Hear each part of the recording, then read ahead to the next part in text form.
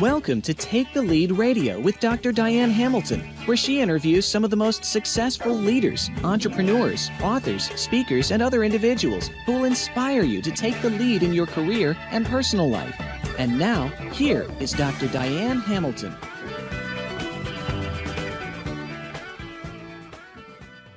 I am here with Gigi Mortimer, who is the CEO of iJust. She's also the former director of design at Tory Burch, and she's an entrepreneur who created iJust Light Block Screen Protector for all devices, phone, tablets, laptops, you name it. So it's so exciting to have you here, Gigi. Well, I am thrilled to be chatting with you and telling you a little bit about iJust, my company, and the whole mission. I'm really looking forward to that because I would like to know more. I've seen what I've seen online, but I do want to let people know we kind of know each other, which is kind of interesting because I think you might be my first relative I've had on the show. You're the what an honor! Yeah, I looked up exactly what we are, and we're first cousins once removed because my first cousin is your mother, right? So we got that.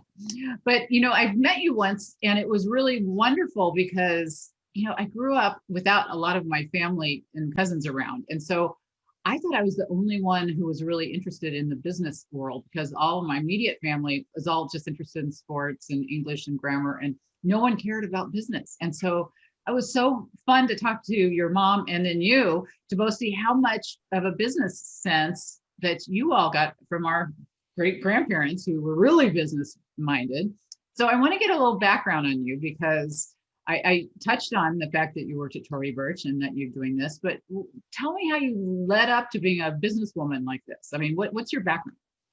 Well, it all started, I started my career in fashion, and really because my mom thought that's what I should do. And so, she had a shop in Bermuda, and I loved doing that. I went to FIT, I studied in Paris, and then ended up as a stylist and met Ralph Lauren, who was so small at the time that he put me in the accessories department because that's the only place where there was an empty seat.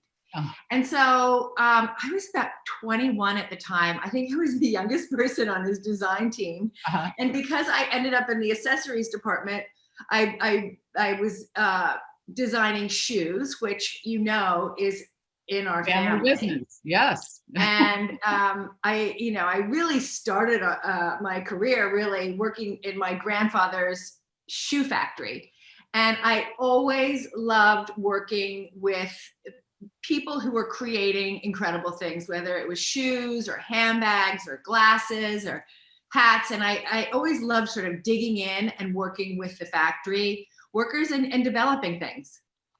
Oh, that's so after Ralph, I was there for 11 years. I was the design director of accessories. I moved on to Tory Burch and helped her launch her Tory Sport line. And that's how I started to get interested in technology, because I went to a tech conference in San Francisco, and I realized I was with my colleague who was from Germany, an amazing engineer, and we were the only two women practically in the room. Yeah. And I thought, and there were these, some men who were there who had a defibrillator and they could put it in a t-shirt, but didn't know how to make a t-shirt. And I thought more women need to be involved in technology. Definitely.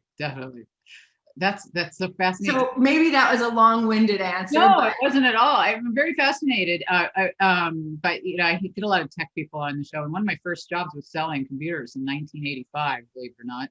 And I was one of the very few women in tech. I love tech. So I get a lot of women in tech discussions on the show. So I want to touch on that. I want to just touch on the shoe part since you mentioned that, since you said your grandfather, who was my uncle. Yes. You got to visit. I never got to visit the Hamilton Shoe Company in St. Louis. And what was that like? It was my first job. I was, and it was fantastic because I got to go into the design department.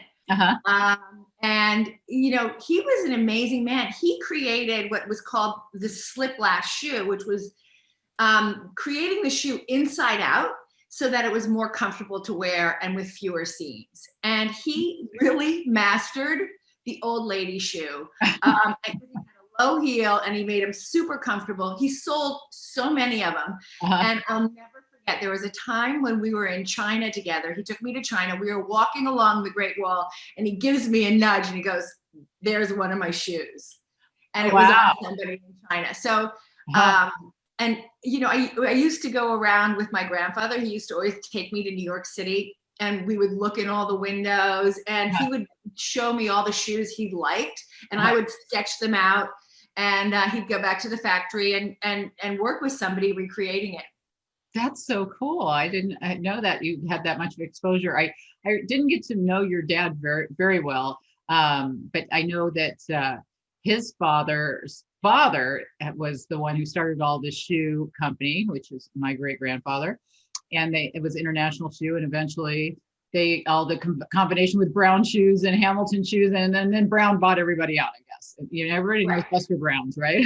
So that's the whole background. But my mom always would tell me that I reminded her of your grandfather because of my business sense. And I wish I'd known him more, and I really didn't know him that well, but I know he was considered very successful in the shoe business and that he was quite a genius. And your mom inherited that sense of business acumen. As you said, she had a clothing store. She also did some kind of a show like this, didn't she?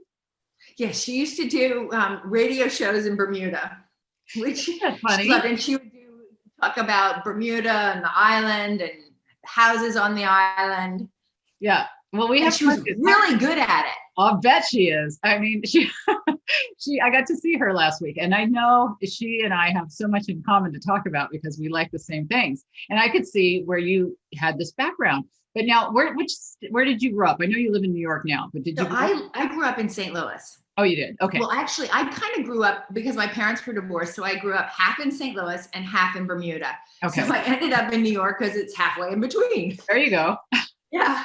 Well, I would imagine that, you know, you just mentioned before that there's not a lot of women in tech, but there's a lot of women in fashion, obviously. So was it the same as like so much women and so few men as there are, you know, the opposite of what tech is, or is it more evenly split up? I would say, yes, you're absolutely right. There are a lot of women in fashion. There are more men now, I think, in fashion, but but in tech, it's very few women. And that's one of the reasons I love it, because I love being in a place where I'm not like, you know, I like discovering new things. Well, it's a much more curious place. It's like, ooh, you know, I'm out of my comfort zone a little bit. So it's more fun. That must be genetic then, huh? I think so. Yeah, that's so funny. I think that, you know, as I was looking at some of your past things that you've done, when I hear the fashion industry though, I mean, I think a lot of people think women, you know, like Devil Wears Prada, that it's cutthroat and challenging. And I actually seen a lot of women designers and found it very interesting when I was out there. I just saw your former boss, Tori Birch, speak in New York last year. I think I sent you a picture while I was there at the Forbes event. Is it like what we think in the fashion industry, or is that just overhyped of how cutthroat it is? Well, I think, you know, the Devil Wears Prada and the magazine industry and Condé Nast, actually, I started my career there. That's pretty cutthroat and very emotional. You know, there's a lot of very emotional women in that area. I happen to be very lucky, and Ralph Lauren was one of the greatest bosses ever. He kind of brought all of us in, and he would nurture us. And he always worked with all of his sort of licensee businesses were family businesses, and his whole family was involved in the company. So, and he really, you know, sort of took everybody under his wing. And I think Tori is the same. I mean, she's all about empowering women. And so I was very lucky. So I didn't feel that sort of cutthroat thing, although I hear it did exist at some companies, but it all comes from the top. Yeah, it does. Culture is definitely at the top. And we talk about that a lot on the show. And it's a huge thing. And I know you work really hard. I've seen some of the stuff you've done. And and people ask me this sometimes because I don't necessarily have to work and you don't have to work. So what makes you want to work? as you've got a bunch of kids, you could stay home. You got them all in your house right now, I hear, because of COVID. And, but when they were little, you didn't have to do what you've done, and I didn't have to. What's your motivation to want to work? Well, the interesting thing is I loved my career in fashion, and all of a sudden I started noticing there was a change when everyone in New York started walking around the streets staring at screens. And I started realizing that the phone, the iPhone, was almost like an extension of us, and it was like the ultimate accessory. And we were on it like 24/7, but it wasn't as healthy as I wanted it for myself and for my family. Yeah. And one night, my son was complaining about not sleeping, and this is about 5 years ago. And even though he was tired, he couldn't go to bed. So one night I peek in on him, and I realized that after I turned out the lights, he snuck out his iPad and was watching movies under his covers. Yeah. And I was like, oh my God, take it away. He started sleeping better. And then I sort of dove into this. I'm like, maybe this is what was keeping him up at night. And then I read a study from Harvard that talked about the dark side of digital, which was like, how blue light is triggering our brains to wake up, no matter what time we look at it. And it's the blue light that comes off of our screens that keeps us up at night. It suppresses our melatonin and changes our body's circadian rhythm. So I started thinking, what is this doing to my son's sleep? Yeah. And I knew how important sleep is for the developing mind, for human growth hormone, for our immune system. It's basically everything. And I worried about the cumulative effects of this light on my son's eyes over his lifetime. Yeah. And I was like, somebody has to do something about it. And of course, I was like, I had designed eyewear for Ralph Lauren and Tory Burch for over 20 years. So I was like, I'll make blue light blocking glasses. And then I thought, my son is never going to put on glasses every time he looks at his phone. So I had the aha moment of putting the blue light blocking technology directly into a screen protector. So not only do we protect your screens, but we protect your eyes, your sleep. And now they've just come out and found out even your skin.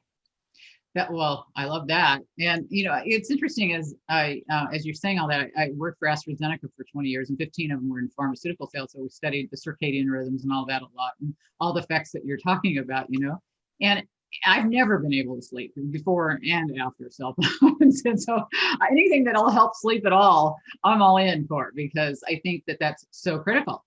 So how does this work? Tell me how it works. So actually, I have it on my phone right now, but it basically blocks out the HEV, which are the high energy visible light rays, from going into your eyes. So I had made glasses, so I knew how to block UV light. Right. And it's a lot like that. And so anyway, and so we embedded that technology, sort of using the same the blue light,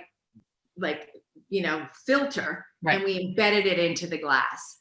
And the blue light actually blocking technology was originally developed by NASA. And it was the welders who were like, obviously had the bright light. And so that's how they developed the blue light blocking technology, to protect their eyes, and also to protect the astronauts going around and around. Who knew what time it was up in space or what day it is? Yeah. So that's cool though. Okay. So it's a film that you've put over it. That's kind of a semi-permanent. Well, it's embedded into the glass. Oh, okay. So how do you get it on your phone? Well, it's like a screen protector. Okay. So you get a screen protector to protect your screen. Right. So we took the strongest Japanese glass, and we embedded the blue light blocking technology directly into the screen. Okay. And the great thing is it doesn't change the look or color of the screen. Yeah, I don't know if you can see it here, but it's bright. Yeah, it's bright. You would never see it. And you can't tell the difference. So after we developed it, then I took it to test it, because I wasn't going to do this if I wasn't the best blue light blocking technology out there. I hear you. And what? I love the competitive nature. That's a handsome thing. So I was very, very lucky. I was at TechCrunch, And in the booth right next to me was an ophthalmologist from UC Irvine. And he was very curious about our screens. And he said, I'd love to test them. Give them to me. I'll test them for free. And it was amazing. We found out that we blocked more blue light than any other screen protector on the market by 30% at least. And so it was really surprising to see how many of them actually didn't really block the blue light, because it gets a little technical, but blue light is a large spectrum of light, and there's only a certain amount that is the high energy visible light, which is damaging to the cells in your retina and disrupts your sleep. And so a lot of people measure it, including the good blue light, which is not bad for you. Right. So. Nice. Well, okay. So some of the phones can have a certain amount of blocking and things, that light changing features. Oh, flux. Yeah. And night shift. Absolutely. Flux and night shift are great. Okay. But a lot of people don't like them because they change the color of the screen. It turns it an amber color. I see. We were at, I just was up for a Sleep Tech Award. And so we were at the a sleep show in Houston. And the man who developed Night Shift, whose name is Roy Raymond, he's now a scientific advisor to our board and to our company. And and he is a huge fan of our product and has been incredible. And we're actually working right now on a sleep study where we're testing people who look at their phones before they go to bed, and then we're testing them. You're doing the same thing with iJust, and we're going to be announcing that in January. Oh, that's cool. I mean, I'm interested always in the research behind stuff. And I what I find interesting is when people do manufacturing-based companies, but that's you got to build things, you got to have production. Do you farm that out? How do you get things built if you don't, without warehousing and all that? You know what I mean? I think what's incredible is it's never been easier because of this age that we're in, and everybody, they're amazing 3PLs, which have the warehouse, and there's somebody else who does our social media, and there's somebody else who does our digital marketing, advertising. And so there's never been an easier time really to find specialists in certain fields and have a key group of essential employees who are dedicated to the mission. And then we really sort of find the right partners. And I think technology has been amazing. I mean, we use a Shopify platform, QuickBooks, all of these. And you have and how do you do the marketing as far as, you're good at social media and some of that stuff on your own, but do you do content calendars? Do you hire marketing departments? What part do you do internally and what part do you farm out? Well, I wish I wasn't such a control freak, but we do a lot in-house. But we also we work with a team that would do, say, our digital marketing advertising. The thing that's really interesting is, our customer is on her screen, or they're on the screens. And what we've noticed is, no one really before COVID was all that aware of the effects of blue light. And now worldwide, we're spending 30% more time on screens. Everybody's feeling the effects. They're getting tired eyes at the end of the day. They have headaches, migraines. We're working with the Migraine Society, and they love our product because it really helps and makes a huge difference. We get amazing testimonials from our customers. And you could do this on any size screen. I was noticing, I went to your website and was looking around a little bit. We started small because we wanted to really have a proof of concept, and we've been growing. We're now available. We ship worldwide. We're available on Amazon. We're on Target, and we're talking to some other big sort of retail platforms in the talks. But it's and that's where everyone is right now. It really is huge to get onto the major sites, and Target's a hard one to get onto. So, I think, Amazon, I think a lot of people obviously are going to look there first for just about everything, but I think it's an interesting time of all this technology of where, I don't think they really know exactly how much all this, you talk, my husband being a doctor, he reads me all the stuff about if it causes cancer, have the phone near you when you sleep. You shouldn't have it near you when you sleep. You talk to everybody about these things are going to kill you no matter eventually if you listen to everything. How do you know? I think the studies that you're doing are really important because you're seeing, I like the quantitative data. That's what I love to see, the research. So I think that anything we could do to make it better it's critical, especially with kids and things, because you don't know the long-term results. So if you put it on your computer, does it change what you see, or is it just like your phone where it's nice? Absolutely not. I have to send you some. Yeah, I will send you some. You have to tell me what your computer slides are, but it's amazing on the computer. And so we really started with the phone, and now we're seeing that everybody's on their computers. We also have Chromebooks. We're launching Microsoft Surface. We have larger sizes of Chromebooks coming, and we're really sort of getting bigger and bigger and bigger and seeing.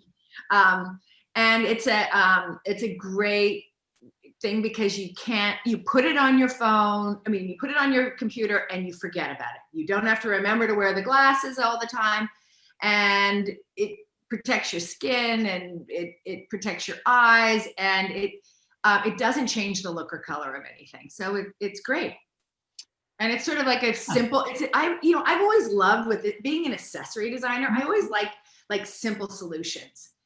Yeah, it is simple. It makes me wonder why, if you can make it so clear on the computers and laptops and phones, and why can't they make it normal glasses that you put on that look like that? Why don't they? Why do they make them all weird brown and blue and all that stuff? Oh, the glasses? Yeah. I don't know. And we're also blocking the blue light right from the source. Yeah. So anyway, and there's all sorts of other great things you can do if you're feeling tired with your eyes. There's the 20-20-20 rule. So if you're staring at a computer all day long, you're supposed to look 20 feet away every 20 minutes for 20 seconds. But I need to do that. It really helps. And, they're seeing a lot more nearsightedness in children in China. A lot of that is because people they're looking down at screens. The other thing is people are spending a lot more time indoors. A lot more children, like in our generation, I was raised like, go run around. Yeah, right. Here's a piece of chalk. Have a good time. We'll see you in a day. Right. And now everybody is really socially engaged online. So our eyes aren't developing the way they need to, because they really need to see distances to stay healthy. Well, it is such a fun time to create innovative things. And I love that you took the leap, and it must be hard to leave the names of Ralph Lauren and Tory Burch and go off on your own. Oh, I mean, you have such connections. I mean, everybody, and you're a fixture in New York City. I mean, if you Google your name and you're at every party, you're at everything. Well, that once upon a time. Well, but you have some wonderful connections. And how hard was it for you to think about doing this? What if it didn't work? Did you have any sense of this is scary? Because I think a lot of I love this question, because I was at a time in my life where I didn't really care. I had a great career. Yeah. And this was, when you have an idea and you can't shake it, and you just keep thinking about it. And then I realized that if I didn't do this, I was going to regret it, like when I was 80 years old. And so I thought about it. And then I told my husband, I said, I just have to do this. And that's how I got my name. I said, I know it's crazy, but I Just is the name of my company. I'm like, I just have to do this. That's great. And he's like, really? You're going to go into tech? No. I'm like, yes. But that's so funny. What does your husband do? I know I met him, but my husband is sort of been in finance. He recently sold his company, and so he's taking care of all sorts of things. Is he helping you with this at all, or are you doing this on your own? I'm doing it really on my own, although he is really interested in tech and, but more in an investing standpoint. And, but I think what's really fun is, I'm in it deep because I'm on all these platforms, and I love Shopify, and Shopify is incredible, investment anyway. So do you want to get bought out? I mean, would you like it if Apple decided to take this on as part of what? Of course, but you know, it's been, you know, we've been doing it for 3 years. We're finally, I think, you know, we're now in Target and Amazon and globally, and we wanted to make sure, you know, we've grown pretty slowly, but I mean, I think it's been an incredible experience and learning. We have some incredible new things that are on the horizon for next year that are, our motto is like, stay protected while connected. And we really want to provide healthy solutions for our tech dependent lives. And so there are other things that are coming out, sort of not necessarily dealing with blue light, but that do address that problem. I'm trying to imagine what you would do. I'll show you sometime, but not on here. Don't blow your ears out with the Apple earphones. I'm trying to think, what else can we worry? I'm thinking senses in general, but I don't know. I'm very curious about what you have coming up, but I think you'll say, "Oh, that's so obvious." Of course, when I tell you, really, you know, it's funny. The things that you think are obvious, they're not. You know what I keep trying to get my tech students to create, and I wish that they would. And I'm not into the manufacturing, but you know, I teach a lot of tech. I'm teaching a course right now in technology. I teach for a bunch of different universities still, and the tech school, they all come up with their ideas, and a lot of them are coming up with SaaS and different software types, you know, systems. But to me, I think it would be really cool to have. I don't know if you use an Echo or, you know, have these. Yes. Okay. It seems like it would be, for me, some people might think this is creepy, but to me, I think it'd be cool to have your voice of a family member who maybe is passed on or whatever, that you can have instead of listening to her voice, somebody that you love, who you love, I should say, have their voice on there. Oh my God, I love that. Diane, that's not so hard. You know, well, why don't they do that? Wait, why don't we do it together? We should do that, because it would be so much fun. Well, I love that idea. I do. I don't know why I know they have some voice people on there, you know, like guest voices and things, you know, and I know if you look at like the little Mission Impossible thing where they put the thing across their throat and they make Philip Seymour Hoffman speak into the thing, you know, say certain words like the fox jumped over the lazy moon kind of thing. It seems like you could get a certain amount of voice if you had their voice, create it, and then, you know, I don't know, if your parent dies and they're there, even though it's not them in a way, it just seems, I know a lot of people wouldn't want that. They might find it creepy, but to me, I would love that. I love the fact that they're living on and you're thinking about them. But how about it if it's your kid, you can have your voice, like, you know, do your homework. Yeah, I think it would be hard, you know, for somebody who's passed on, you know, to find enough voice material to use. But for people who are still alive and before it's, you know, too late, get their voices in certain, maybe, I don't know how they make, you know, her voice, if they make her do like certain things, you know, I gotta look up how they do. You know, you can also choose different voices, right? So I don't think what you're suggesting is all that hard. I think it's actually a brilliant idea. I know somebody, I don't know why they haven't done it. I've always talked to my students. I'm like, hey, guys, how do we do this? You know, and a lot of them, they want to just blow people up in games and stuff. So they're not interested in that kind of thing. But to me, I think that would be really, when my mom's boyfriend died, she was so upset, you know, and she had his video that I created of all of his pictures and stuff. And she watched that thing forever. And I thought, if she could have him on there to talk to in the morning, and, you know, even though she knows it's not him, I think it would be really a calming, comforting thing. So that's my idea. I love it. Yeah. Well, we have to brainstorm. I bet you and I come up with a lot of. I want to hear more about it. Well, we can do it another time, but more about your students and what you're teaching. I'd love to give them some of our products and have them do some testing, or especially with my new things. Yeah, I teach for a lot of different universities. I was the MBA program chair at the Forbes School of Business, but I was also an associate professor at everything from Embry-Riddle, which is an aeronautical institute, to the one that I'm teaching right now. I teach a lot of them at right now, but the one that's only tech is the University of Advancing Technology here in Arizona. But there's a lot of students who are coming up with these ideas. And so I actually share a lot of this kind of stuff in those courses, a lot of my blogs and my videos and things from my class, from my interviews like this, they go into class. I I get a lot of women in tech like Rebecca Costa and some really cool people all put, those shows into courses. I've had everybody from Richard Stallman, who created GNU Linux software, on my show, to, Craigslist Newmark, and just, really cool individuals.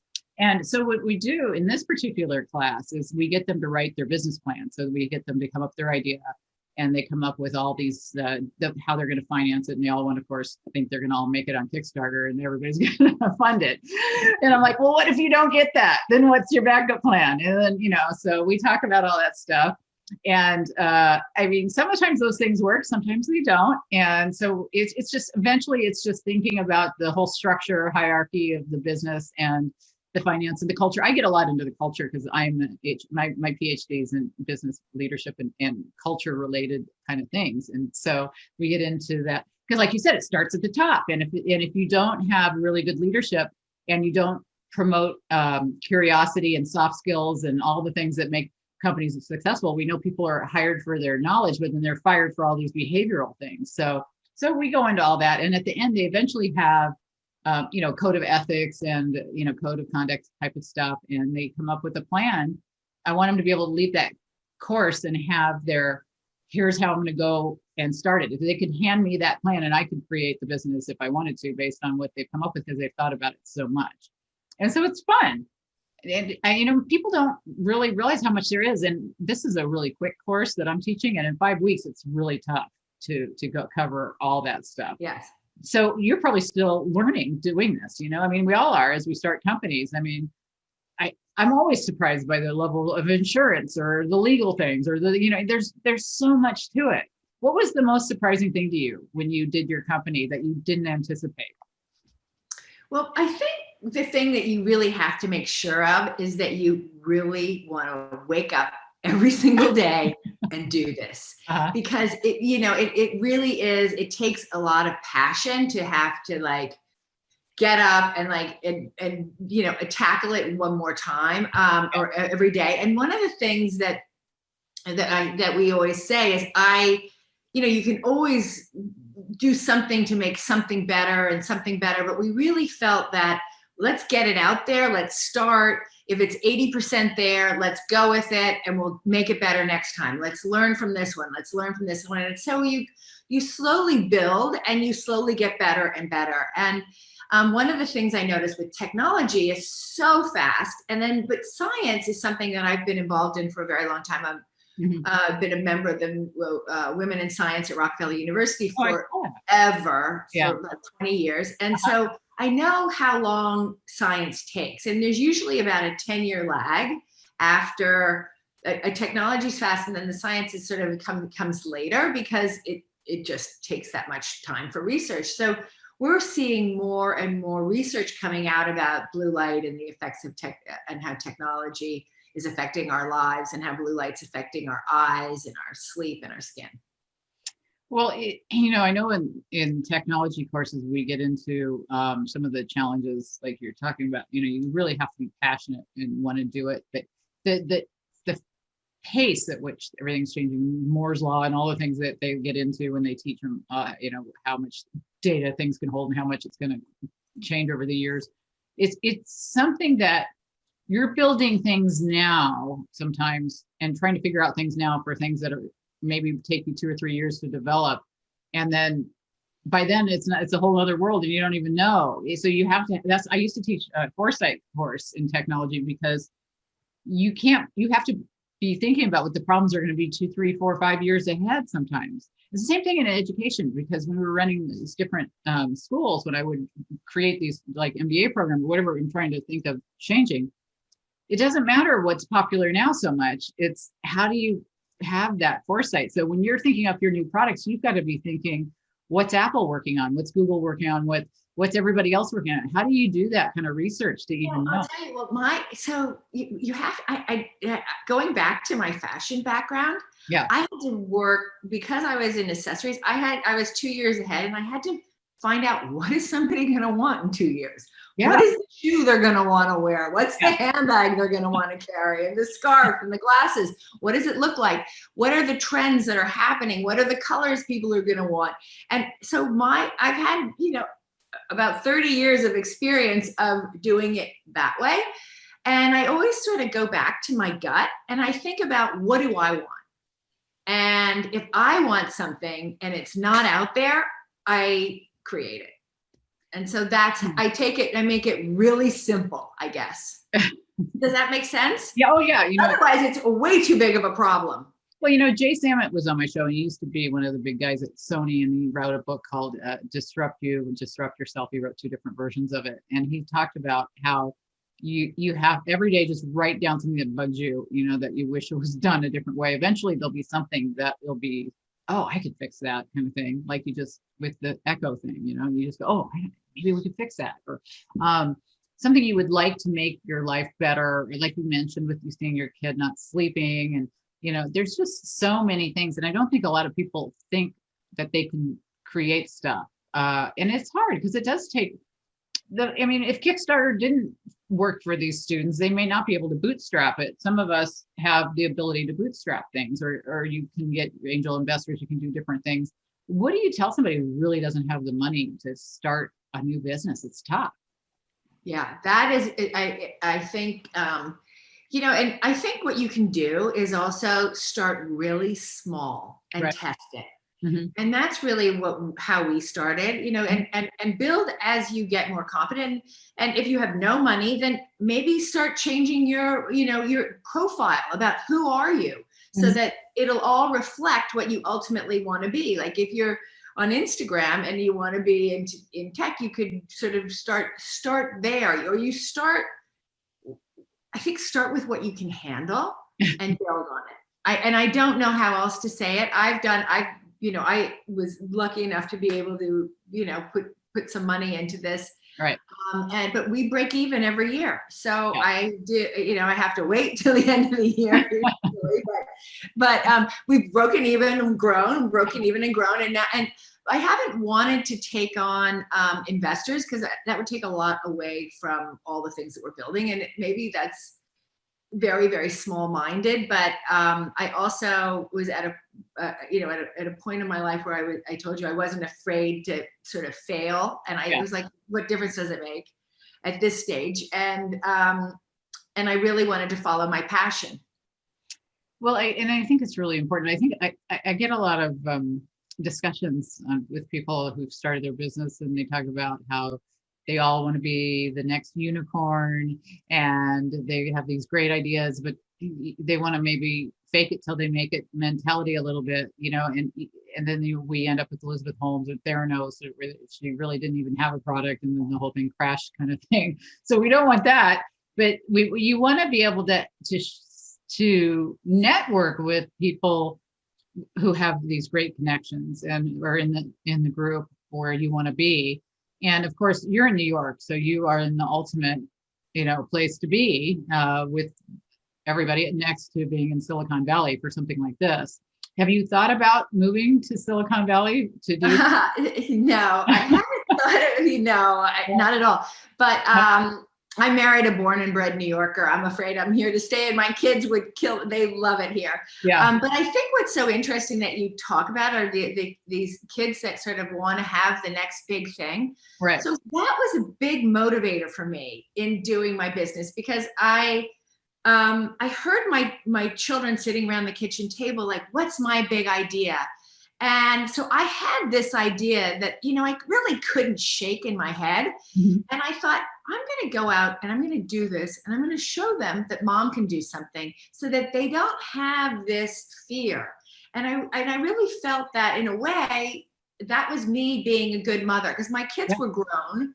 Mm-hmm. And, they were in their 20s, and they were starting out in their careers, trying to figure out what their thing was. I thought, if I can show them that I can do something, and how I do it, and the progression I take, and how you build one thing one step at a time, that's what they needed to learn from me at this stage in their lives. Are they interested in building companies or creating shoes? Can they create a shoe that doesn't hurt and that isn't called a kitten heel that makes me feel 100 years old? It doesn't hurt my feet. Do they have the shoemaker quality? I don't know. I have one son who's in finance. The other one is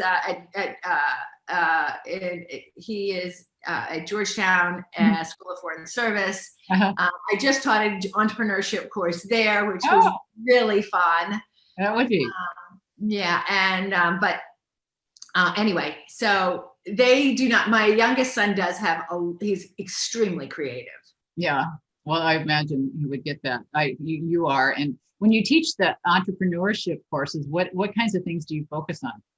Well, I sort of feel that so my question is, did you ever have a lemonade stand growing up? Yeah, right. Yes. I had Diane's Diner. That was my thing. I used to cook 3 sandwiches for my. Oh, I read that in your book. I did the same thing. Oh, that was in my book. Yeah. I used to make the menus and I cook lunch for everybody in my house. That's right. Nobody ever paid me, but I. No one ever paid me. I make the best grilled cheese sandwiches ever. That's so funny. Yeah, I had Diane's Diner. And the guy who did my audiobook was a guy, and he didn't repeat it as that. He said my diner or something, but it was Diane's Diner if you didn't listen to the audio part. But yeah, I mean, it's something that we have, but I didn't mean to interrupt. And no, but there's so many lessons that you learn there. One is like supply and demand, location. Right. If it's a sunny day, do you have the right product at the right time? Right. And it's customer service. It's a little bit of accounting. And one of the things that I found that was most interesting was when my sons would have this, they would beg to do a lemonade stand. Mm-hmm.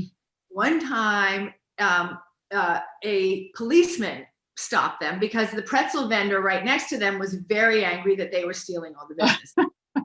And anyway, but it ended up, believe it or not, it was a snap photo. It ended up on the cover of the New York Post. And it said, the meanest man in New York sicks the cops on the lemonade kid. Oh. And so that was my son. Wow. What a legacy to have that be. Isn't that funny? I know. It was a no news day. I get that was a cool day. Back in the day when there was no news. Oh, that is so funny. But yeah, I think though you bring up so much of what we have, the influence of our environment. In my research on curiosity, I found the 4 things that inhibit curiosity are fear, assumptions, technology, and environment. And if you have a family, like what you're saying, you're trying to encourage this is a great thing that you're encouraging for your kids to be more curious, to lack that fear of failing, because I think so many people, I had a guy on my show the other day, he goes, I failed at everything I've ever done the first time. I've tried it. And, and he goes, it's just what you do. And if you hold yourself worried that it's going to fail, the problem is when you're doing a company and it's not your own funds, you're responsible for everybody else's funds. That's a level of pressure, Yeah. Is that why? And that's why, luckily, I haven't done it that way. I couldn't, I couldn't live with it that way. And my father, he was always coming up with amazing ideas. In fact, he had a patent for a pool drain where people could not become entrapped. Oh, that's good. And he was a real sort of, always coming up with these ideas. And anyway, so I think it ran in the family. Yeah. Yeah. I've never met your father, but I think the safety aspect's interesting. And I always am fascinated by people who want to make manufactured products. I see a lot of people wanting to make software-based things because it's a lot less overhead and there's a lot less, a lot more money in it. A lot more money. A lot more money. Sales as a service is a big deal. And I think that, when you said all the things that are included in this, what you've learned from your lemonade stand, sales is the hugest thing I think has helped me in my career. Just working in sales for decades, is either as working in agricultural chemicals, I was in computer sales, pharmaceutical sales, real estate, lending. No matter what kind of sales I was in, you learn that ability to have that interpersonal relationship that I don't know they're teaching enough in other degree programs that you get in that real life sales experience. And I'm sure in the clothing industry, I mean, you get a lot of. I would love to go out and sell. Tori used to always send me out to do. She'd be like, "You're our best salesperson." Oh, I awesome. love selling, and I got that from my selling in my mother's store when I was a kid. Yeah. But my son this summer, he had to cold call people all summer long. That's hard. For an investment firm on Zoom. And Yeah. it was by the end of the summer, he became so good at that. And he did not have that talent before the summer. And you would have thought that's the worst summer job. What's he ever going to learn? And in fact, it was a great summer job. You know, it's so funny. They used to hand us the yellow pages and they just like, here, dial for dollars. I mean, there was no, have fun, you know. And my youngest, she did a telemarketing job, and she said people would just call her, they call her Osama bin Laden, and they call her names like, you know, when she talked to them on the phone. And she's just this little kid, 16, just trying to get a job, you know what I mean? And I think it gives you this, just this foundational, well, I could do just about anything now because I survived sales, I think, in a way. Well, it's all, you know, you learn different things in different at different times in your life. And then when you put it all together, and I think, you know, what I cared so much about was my children's health. My middle son has neurological difficulties and learning issues. And so performance and being healthy was so important to me. And so, you know, we're all taking our vitamins, we're slathering on sunblock, we're exercising, you know, eating right. But why aren't we protecting ourselves from blue light if we're spending 11 hours a day staring at screens? And that's what the average American is doing. Is it any right? Why aren't we doing that? And by the way, why risk it? Yeah, I know. I hear you. I'm wondering, is it worse from your cell phone or is it worse from the computer because it's a bigger screen? I mean, does the size of the screen make it? So, you know, you want to be further away, obviously. The further away you are, the better. But, you know, you look at these kids and they hold their phones like this. They sleep with them. They sleep with them. They put it on their pillow. Yeah. And a dimly lit room where your pupils will become dilated. So even more blue light goes all the way back to the retina and really triggers the melatonin, suppresses the melatonin. Right. Well, I think it's really great what you're doing. And I was watching your success. I didn't know if you were still at Tory Burch doing this on the side or if you were just doing this. And then when your mom and I got together recently, she said, this is your main. Yeah, I did. I was at Tory and doing this on the side for a while. And then it is something that I love doing so much because I think it's really fun to work for yourself. Yeah. You were saying working in a big company. I adore being my own boss. I love it. If I make a mistake, it's my mistake. It's fine. I'll learn from it. I'll move on. If I make a mistake, you know, in a company, it's just harder. Yeah. I like to be in control. I like the boss aspect of not having to report to somebody and being able to use your creativity to do something and not have a limit put on you. That's what I like. Right. Yeah. Or not, and have it be your idea. And, you know, so maybe you do it and it isn't, you create an ad or a video and it's not the best video, but you learned how to do it or, you know, and I love sort of being able to get into the back end of things and what is it that drives somebody, you know, what is the motivator to all of these things? Well, I'm curious how thick your skin is if somebody criticizes your product or something online. Oh, that's a hard one for me. I think everybody, I actually, I know you probably aren't going to believe this, but I actually really like criticism. Oh, really? And I really like it. Maybe not when my husband criticizes me, but everybody else. I find that I like a back and forth. I am somebody, I think out loud. I like hearing somebody, I like to hear my ideas and I like to hear what somebody else thinks about them because they always make them better. And then I like building on that. Yeah, it's well, you know, I think it's different if it's a product versus if it's you. And when you are your product, it makes it a lot harder to take the criticism. For me, when I have a product I create, then I go, oh yeah, I could fix that. I think when they're criticizing you as an individual, it gets kind of tough. You get a lot of these haters and people that'll make comments on things.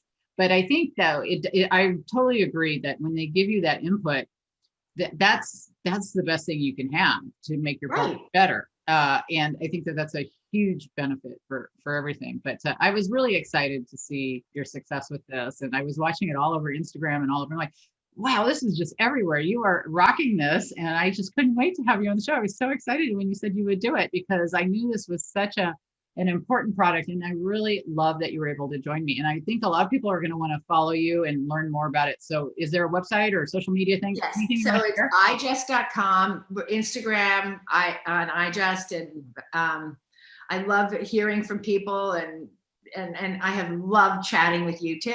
This is so fun. Thank you so much for asking me. Oh, you're welcome. And hopefully maybe we'll build something together someday. I love that idea. I'm happy because the part of the fun of it has been going to the tech crunches, going to the Wall Street Journal Tech Conference, meeting new people, and it's been an incredible journey, and it's really opened my life up to so many new, people and possibilities. And so that's also, I think, a really good lesson for people who are starting a company is like, where do I want to be? That's right. It's all about that. And hopefully someday we'll get out of our states and be able to travel again and be somewhere else so that we can. I know. And I'm coming to Arizona.